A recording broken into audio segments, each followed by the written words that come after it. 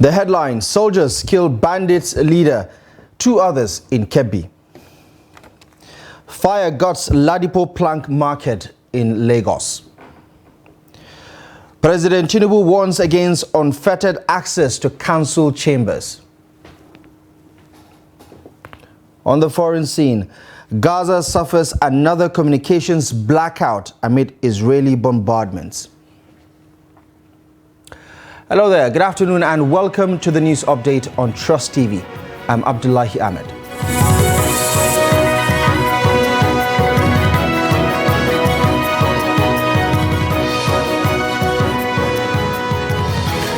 We begin the update in Kebbi State, where soldiers operating in Sangeko Forest, Donko Wasagu local government area of the state, have neutralized a notorious bandits commander and 2 other gang members.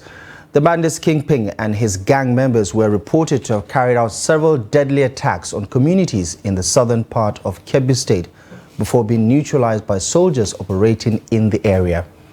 The Director of Security Cabinet Office in Birnin Kebbi, Abdurrahman Usman, disclosed this to newsmen, saying troops on routine patrol at Sangeko Forest intercepted the bandits, leading to a fierce shootout. The operatives have recovered 2 motorbikes, among other items. And in Lagos, goods and property worth millions of naira were destroyed by a midnight fire at the popular Ladipo Plank Market, Amukoko, along Igamu Road, Orile area of Lagos State. The Permanent Secretary of Lagos State Emergency Management Authority, LASEMA, Femi Oke Osayitolu, confirmed the development, stating that no life was lost in the incident. According to Oke, the agency responded to distress calls and arrived at the scene of the incident to discover that the plank market was being gutted by fire. Though the cause of the fire has not yet been established, eyewitnesses say the fire started around 12:30 midnight in the main market. LASEMA and Lagos State Fire Service and Federal Fire Service operatives have successfully tamed the fire after battling with it for hours.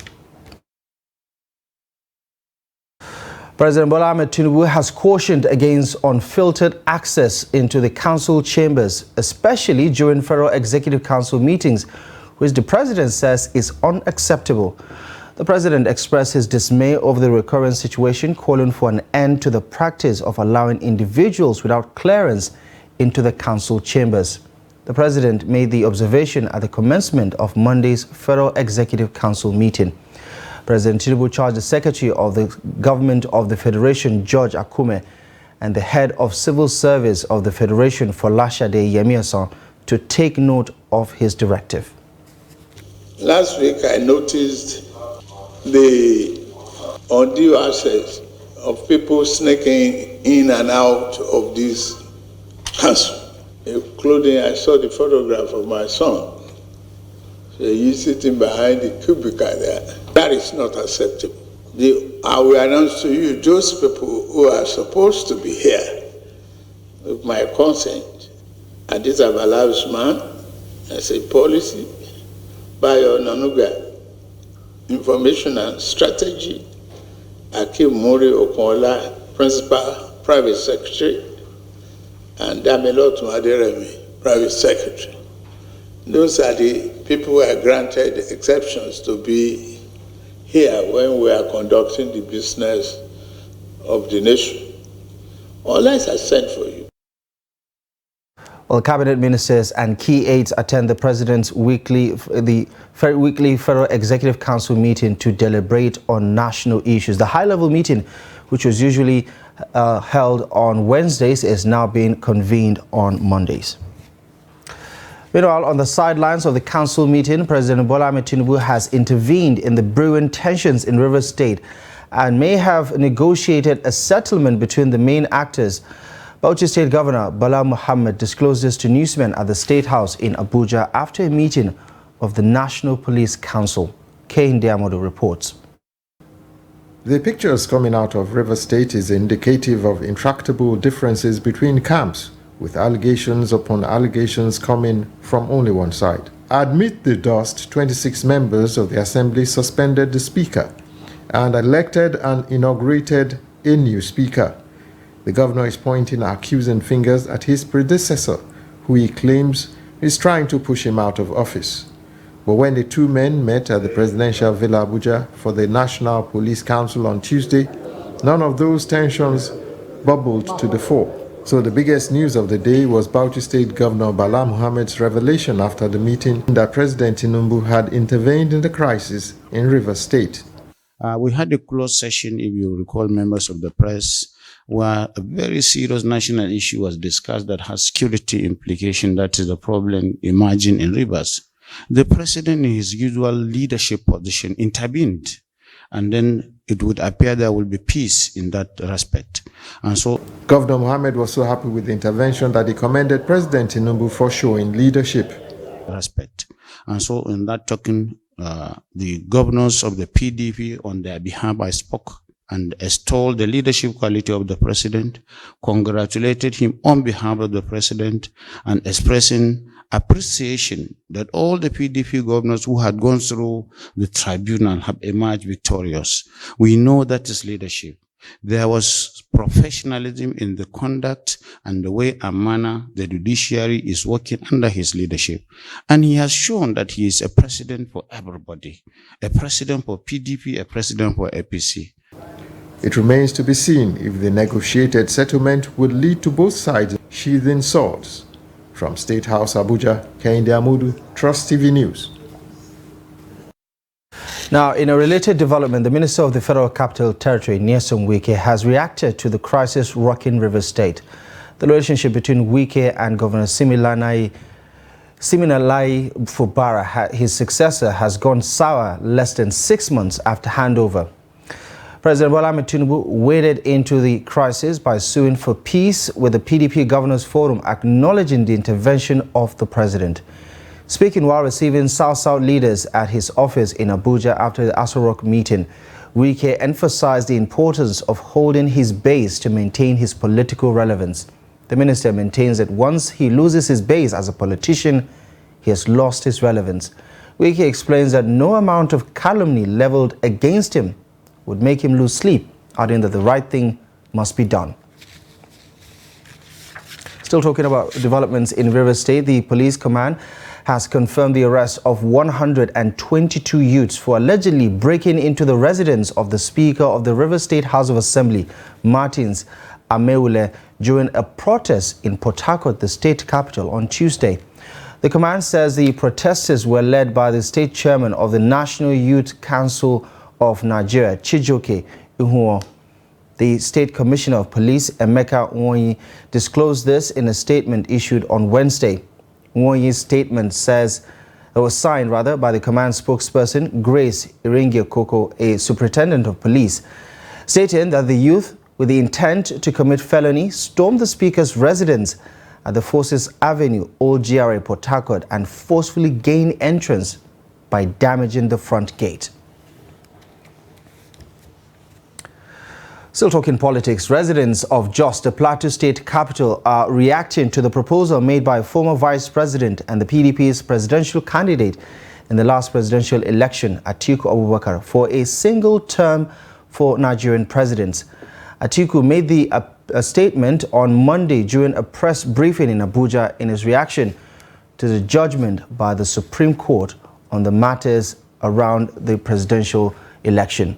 Ado Musa tells us more. Although this is not the first time Atiku and other Nigerians are proposing a 6-year single term for the president, the former vice president this time is emphasizing on the constitution amendments to include this proposal aimed at strengthening the country's democracy and electoral process. Atiku said the single 6-year term for the president should be rotated among the 6 geopolitical zones of the country. Some residents of Jos, however, bear their minds on the Atiku's proposal. Well, I think it's a nice idea because that will create, that 6 years will create a kind of a competition between the North and the South. Because he said that it should be a shared, that once you finish that 6 years, once the North finish 6 years, then the South too should take it. I think that will create a more competitive Nigeria than we are having now. I think this is a welcome idea, given the fact that the powers, once you rule for 6 years, then at least there is going to be a shift of power from the north to the south. Then I think it should be looked into. To be sincere, is a very good suggestion. But all Nigerians will have to look into it very carefully. We're looking forward to a country whereby all of us will have an understanding of each other. What will bring peace, what will bring fair representation is what we want. I therefore say yes, it is a very good suggestion. Sharif Omotayo, a lecturer at the Department of Political Science of University of Jos, believes that the proposal, if implemented, will help address the imbalances in the country. Of course, it is political, and democracy is about accommodating different and diverse political views. It should not be seen as a winner-takes-all situation, because it doesn't all go well for social cohesion and inclusivity, if that is what we want. The experience of Boko Haram, the Southeast HIPOB and what have you, even from the Middle Belt, you have cries everywhere of people feeling that they have not been taken along or carried along in the power equation in the country. So it is something that is worth taking a serious look at and being seriously considered, particularly at the level of constitutional amendment. According to the former vice president, allowing the single time for the president will help prevent what he described as ganging up of two or more geopolitical zones to alternate the presidency among themselves to the exclusion of other zones. Ado Musa, Trust TV News, Jos. Now, residents of Imo Town in Ilesa Northeast local government area of the state have pledged to end female genital mutilation practices in the area because of its harmful consequences. Female circumcision is traditionally practiced in some parts of the state despite efforts at sensitizing the public on its adverse effects. Hamid Oyegbade tells us more. Female circumcision, also known as female genital mutilation, is a traditional practice that involves the partial or total removal of external female genitalia or other injury to the female genital organs for non-medical reasons. The practice is internationally recognized as a violation of human rights and is considered a harmful practice. We have prolonged obstructed labor. We also have laceration. We have laceration, that is perineal laceration, as a result of female genital mutilation, which occurs and which may lead to prolonged and obstructed labor. It may also lead to varicovaginal fistula or rectovaginal fistula. And we also have sexual effects of female genital mutilation. The people that have been called, they experience sexual dissatisfaction. According to the Nigeria Demographic Health Survey, the prevalence of female circumcision in Osun State has reduced from 77.6% to 45.9%. Residents of Imo Town in Ilesha Northeast local government area of Osun State said they have been educated about the dangers of female circumcision and vow to end the practice in the town. And we've been educated on the needs to stop female genital mutilation in the entire Ilesha local government. And we've all agreed that we are stopping it right from today. We are stopping female genital mutilation. The decision we are making in our own community, Imon, as a whole, is we have put an end to female genital mutilation. Everybody has unanimously agreed that there is no way to female genital mutilation. So my advice to other communities out there is that they should stop this practice because it does not have any benefits to the females. Experts say addressing the practice requires a multifaceted approach that involves the collaboration between governments, communities, including NGOs, healthcare providers, and international organizations to raise awareness of the dangers of female genital mutilation. Hamid Oyegbade, Trust TV News, Osogbo. This is Trust News Update. Coming up ahead, we'll tell you the story of a dying practice, gasping for air. More on this and many other stories coming up ahead after the break. Are you interested in the latest news and developments in Nigerian politics, policy, governance and other critical national issues? Look no further than Daily Politics on Trust TV. Our panel of experts and key people in government provide in-depth analysis and commentary on the biggest stories in Nigerian politics. And 33.3 million Nigerians are suffering from multidimensional poverty. It's a much calmer Buhari than the Buhari who was in the khaki uniform. Naira to Naira X rate is higher anywhere in the world. The Naira is higher than dollar exchange rate. So you want to... Since central bank governor you're doing, you must do it fast. Number of casualties we have had, we shouldn't have had. Security as far as Nigeria is concerned, we have wronged. From the inner workings of government to the latest on legislation, rule of law, implementation and democracy, we have you covered. Don't miss out on the latest political news and discussion. Tune in to Daily Politics, weekdays on Trust TV, your source for reliable and unbiased coverage of Nigerian politics.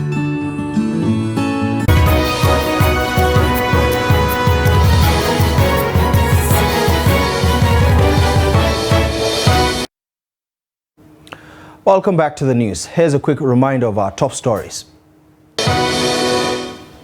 Soldiers kill bandits leader, 2 other members in Kebbi State.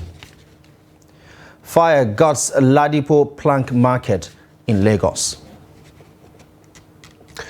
Governor of Borno State Babagana Umar Zulum has called on leaders across Nigeria and Africa to take action against the challenges of climate change, which has caused floods, desertification, the destruction of farmlands, the displacements of people leading to deaths.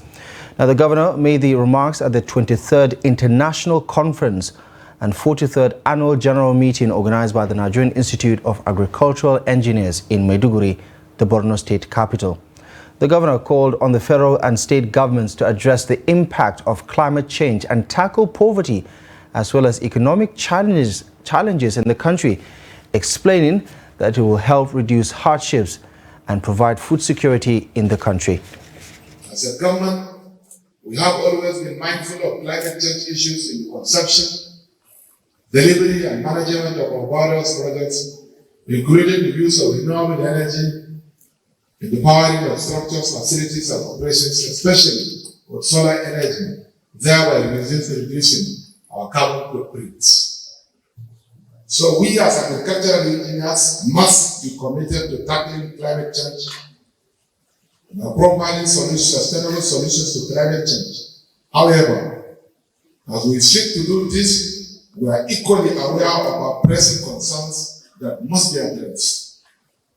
Climate change is impacting human lives and health in a variety of ways. It threatens the essential ingredients of good health: clean air, safe drinking water, nutritious food supply, and safe shelter.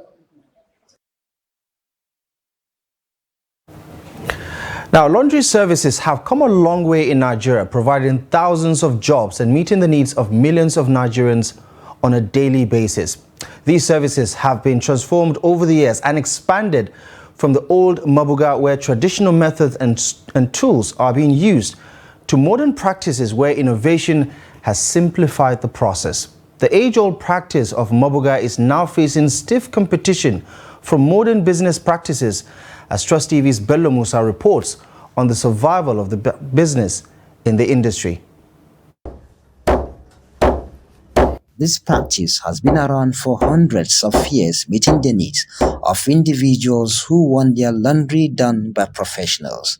Zaria is home to some of the oldest mabuga in northern Nigeria.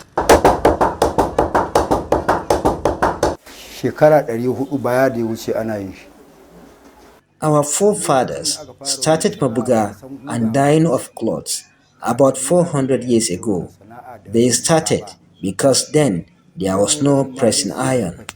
The ancient practice may seem crude and tasking, but practitioners in the industry say there's still a growing demand for the old ways despite the incursion of modernity.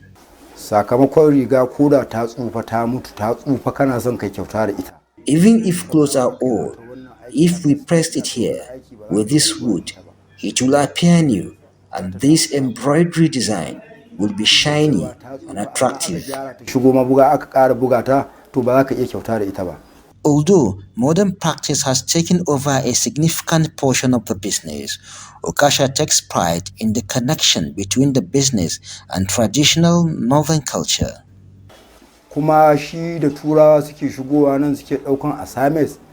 White men came, they met our forefathers practicing mabuga, and later they invented pressing iron. People from Adamawa, Katsina and Jigawa and other states send their clothes here because historically only Zaria and Sokoto do this work.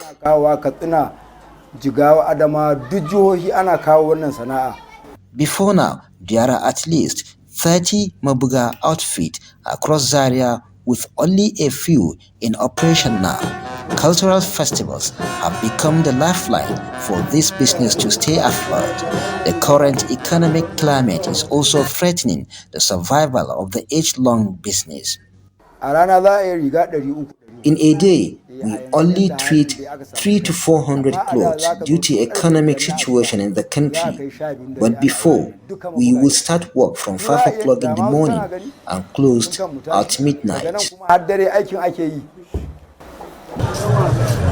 With Nigeria's current unemployment rate at 4.1%, Mabuga practitioners are calling for government intervention that will keep the business alive to create employment opportunities for the next generation.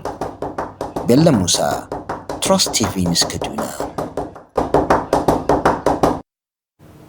Right, let's take a look at developments on the international scene. Israel has cut Gaza's telecommunication and internet services for a second time, despite humanitarian aid agencies warning that such blackouts severely disrupt their work in an already dire situation in the war-torn Palestinian enclave. Telecommunication provider Paltel reported a complete disruption of communications and internet services in Gaza on Wednesday morning. The disruption comes after Israel imposed a near-complete communications blackout on Gaza from Friday to Sunday that lasted close to 36 hours. In a statement, the Palestinian Ministry of Communications appeals to neighboring Egypt to operate telecommunication stations near the Gaza border and activate roaming services on Egyptian networks, stressing that, quote, the critical humanitarian situation that cannot bear the loss of communication any longer. Let's talk sports now. The Premier Basketball League Management Committee has selected Abuja and Akure, Ondo State capital, as host of the Nigeria Basketball Federation Premier Basket League Conference finals, which tips off from November 4th to November 12th. Nigeria Customs, Nile University, Kano Pillars, Bauchi Nets, Plateau Peaks, Boko City Chiefs, Gombe Bulls and Correctional Center will fight for the 2 tickets from the Savannah Conference. The competition at the Atlantic Conference will feature Rivers Hoopers, Lagos Legends, Police Batons, Delta Force, Hoops, and Reeds, Comets, Oluyole Warriors, and defending champions Kwara Falcons. The winner of the 2023 NBBF Premier Basketball League will represent Nigeria at this year's Basketball African League, slated for the BK Arena in Kigali, Rwanda. And in tennis, Jessica Pegula beat world number 1 Ariana Sabalenka in straight sets to move into the semi-finals of the WTA Finals in Cancun, Mexico. Pegula, 29, clinched victory on her 7th match point, sealing a 6-4, 6-3 victory over the Belarusian, who made 34 unforced errors. Elena Rybakina defeated Maria Sakkari 6-love, 6-7 and 7-6, 7-2, and she will now play Sabalenka on Thursday to determine the second qualifier from the group.